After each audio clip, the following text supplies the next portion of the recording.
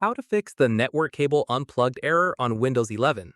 This tutorial shows you how to resolve the unidentified network or cable unplugged issue on your PC. First, check that the Ethernet cable is firmly plugged into both your PC and your router or modem on both ends. From there, try unplugging the cable and plugging it back in securely to rule out a loose connection. At this point, if the cable appears fine, try using a different Ethernet cable to rule out a faulty or damaged cable as the cause. From there, plug the new cable in and check if the network cable unplugged error disappears. After that, if the error persists, right-click on the Start button and click on Device Manager. In the next step, expand the network adapter section and look for your Ethernet adapter in the list.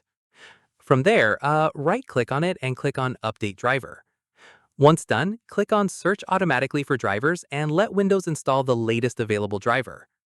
Following this, restart your PC and check if the error is now resolved.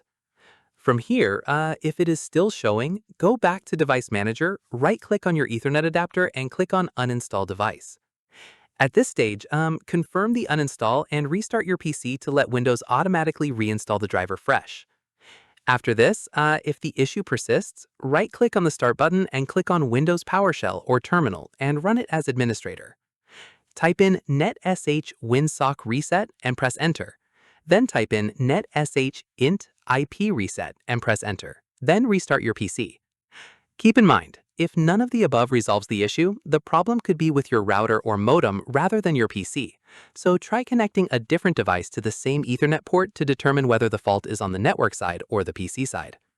Finally, once connected, check your network status in Settings under Network and Internet to confirm the Ethernet connection is now showing as active. And that's it. If this guide helped you fix the network cable unplugged error on Windows 11, give it a like, subscribe for more Windows tutorials, and tap the bell icon for updates. See you in the next one.